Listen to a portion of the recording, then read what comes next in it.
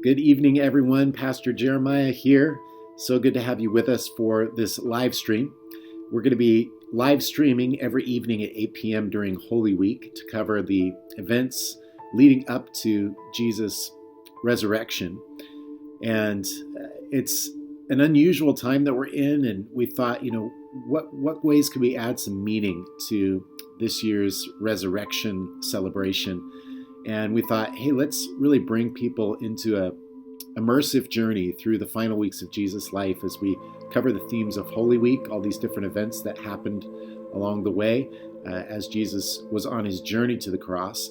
And so that's what we're going to do. Each and every evening, we're going to have a time of worship and a brief reflection upon an event that transpired in Jesus' life in the final week of his life. So before we begin with tonight's devotional, which is going to be found in the Gospel of Matthew, as we look at the cursing of the fig tree, which is a little story that is told in a couple of the Gospels, we're going to begin with a song of worship. And Garth has prepared a worship song for us that's beautifully done. I think you're really going to enjoy this. So would you just worship with us? Just open up your heart to really allow the presence of the Holy Spirit to come and fill your heart, fill your mind, and let's have a meaningful time together as we contemplate Jesus and his incredible sacrifice for us.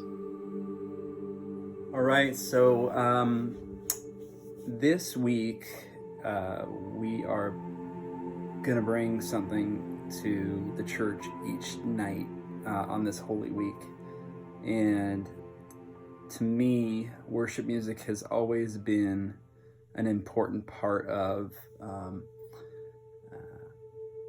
praise and worship, but also of kind of resetting. It's very sobering for me to sing the songs, the kinds of songs that we're going to sing this week.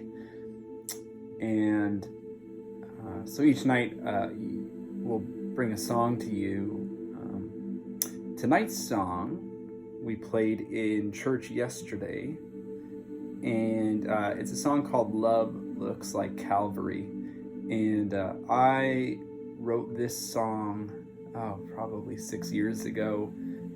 It had a stint in our church for a year or so, and like so many of these kinds of songs, that we just kind of move on afterwards. However, this song gets revisited a lot of Good Fridays when we do services, and I just want to share for a minute about what this song means to me. It's one of my favorite songs that I've ever written. I always try to be theologically responsible with the music that I write, but this song in particular, I feel like really gets at the heart of what the cross is and what salvation is and what this week is all about. I really love singing the words. Not all songs are like that. Even when you write them, not all songs are like this, but there are just some words here that are even just straight from Scripture, like once for all, that Christ died once for all. I've always loved that verse a lot, and I put it into this song. I wanted it to be kind of the focal point of this song, that the cross is, it's forever. It solves the problem of sin forever. All was changed when he entered the grave. It was at that moment that we were healed, that the creation was healed, that everything changed. And I just love that so much. And I really love the practical side of this song as well. On the bridge, it just says, "Let me love like Jesus and give my all," because really the Passion of Christ this Holy Week was about Jesus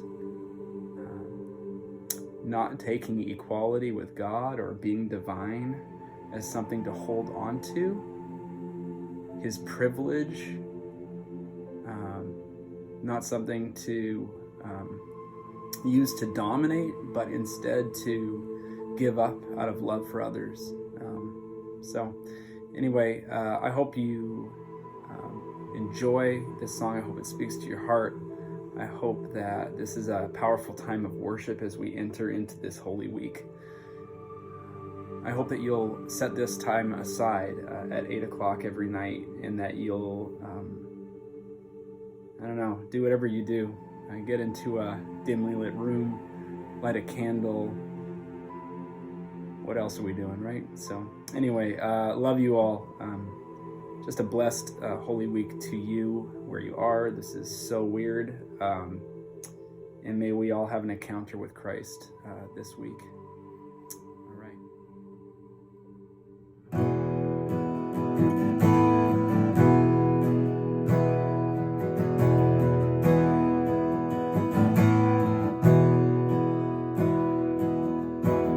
Love looks like Calvary, where Jesus gave everything, where love displayed perfectly your heart for humanity.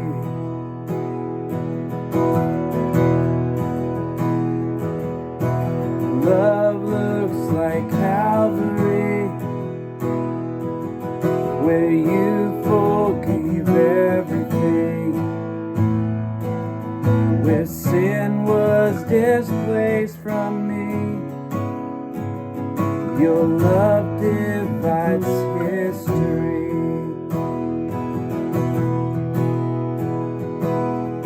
Wanna heal on a cross, Jesus died for the world, reconciling his creation once for all.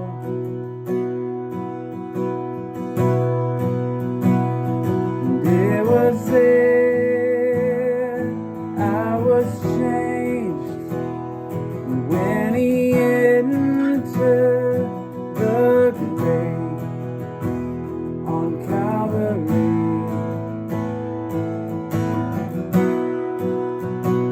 On Calvary.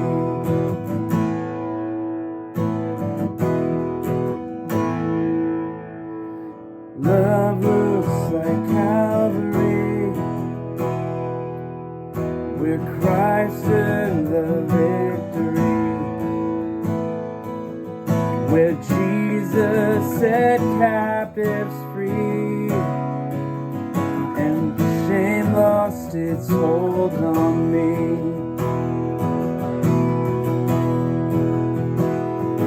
On a hill, on a cross, Jesus died for the world, reconciling his creation once for all.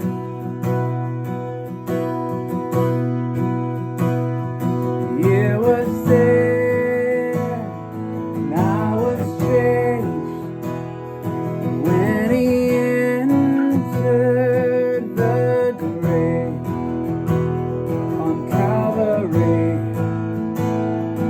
Oh, on Calvary.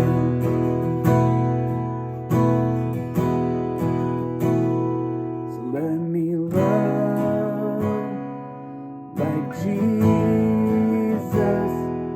Let me give my all,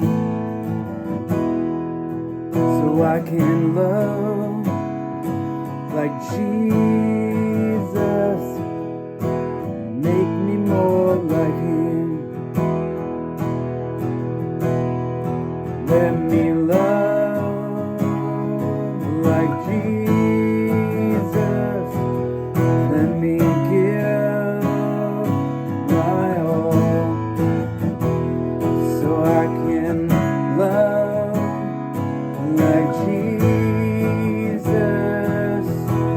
Make me more like him.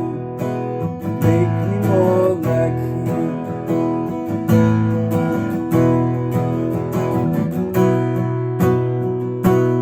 On a hill, on a cross, Jesus died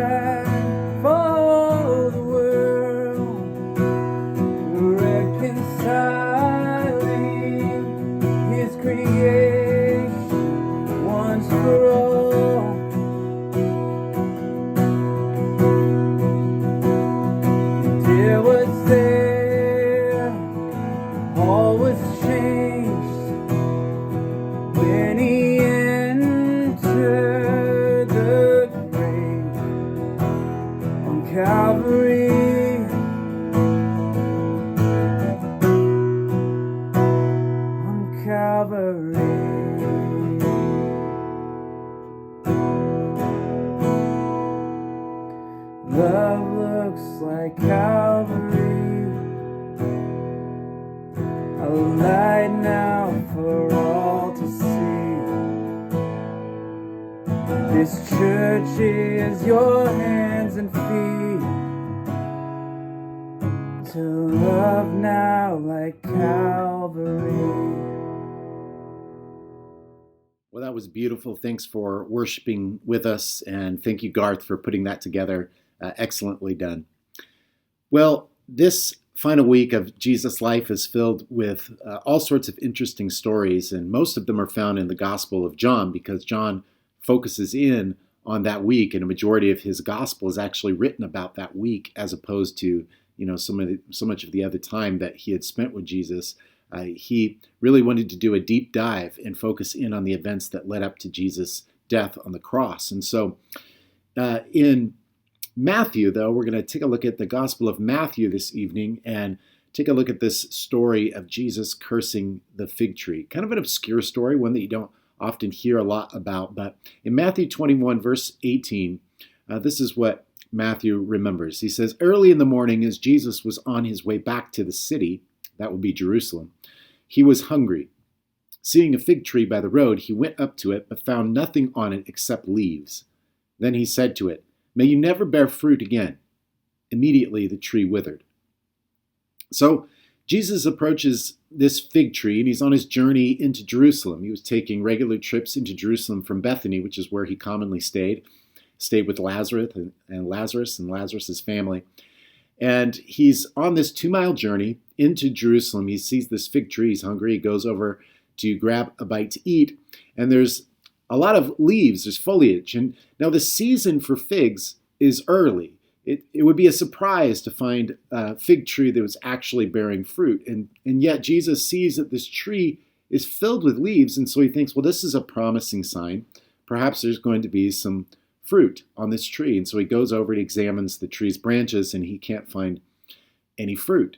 And so in his frustration, he curses the fig tree, and the fig tree withers. Now, when we first moved into our house in Shoreline, there were three fruit trees on the side of the yard. And that first year, those fruit trees bloomed. They gave off fruit.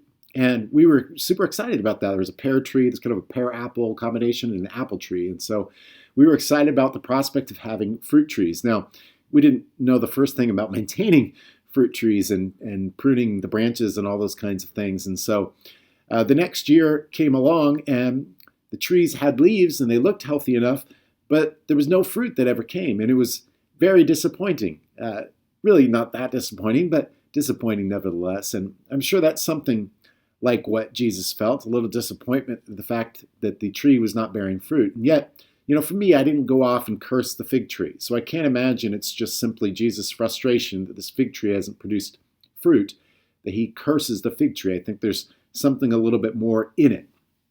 And that something, I believe, is figurative. I believe it's prophetic of a frustration that Jesus was experiencing as he's in the final weeks of his life. And this is the end of his ministry.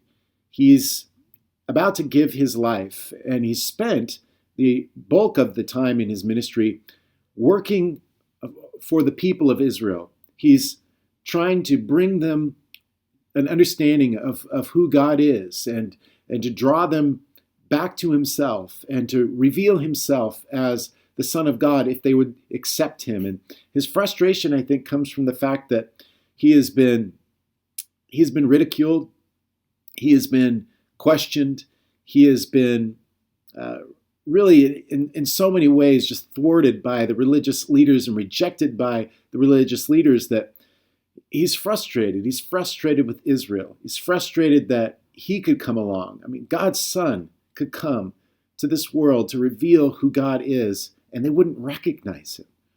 And just imagine Jesus' frustration. He's now going to the cross. He's going to lay down his life. And he's tried as much as he's tried to reveal to them who God is, that he is the Son of God, that he is the one that God has sent. And they reject him. And Jesus knows that that rejection is about to come to completion. It's about to reach its fruition in the people rejecting Jesus by crucifying him on the cross and handing him over to the Roman leaders. And Jesus he's frustrated with that. He's frustrated that these people have been the people of God for generation after generation and generation, and yet they have borne no fruit.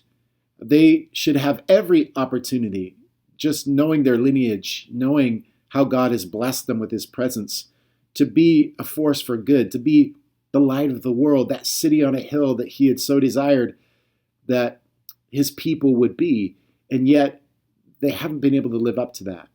And it's Jesus' frustration in that, I believe, that leads him to curse this fig tree as a figurative act pointing to the fruitlessness of God's people.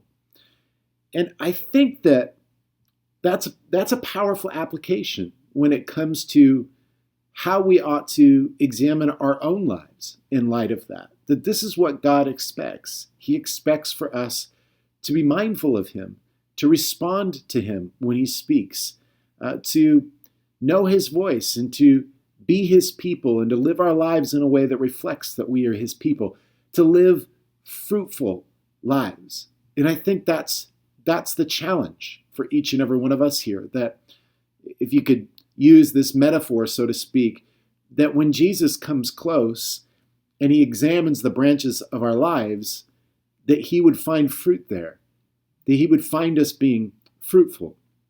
I think there are some good questions that we might be able to ask ourselves as a result of this particular story. One might be, in what ways am I just going through the motions with my faith? Because God's people, they were just going through the motions. They had the temple, they had temple worship. They still were the people of Moses. They still had the lineage, they had the ancestry. But what they wore on the surface wasn't what they were deep down inside. And so I think that's the first challenging question, is in what ways am I just going through the motions when it comes to my faith? Is my faith something that resides on the inside? Is there depth to it? Or is it just something I do on the surface, like go to church and say the right things and live a life that, according to the perceptions of people, looks to be in line with God's will? But what's going on the inside? What's going on deep inside of me? Second question I think that we could look to is simply this: am I bearing fruit in my life? Is my life bearing fruit? Is my life producing the kinds of things that are honoring to God in my family relationships, in the results of my words and my actions? Is my life being fruitful? Do I see a life that is marked by love? Do I see actions that are described as generous? Am I a person who sows life into the situations in which I find myself?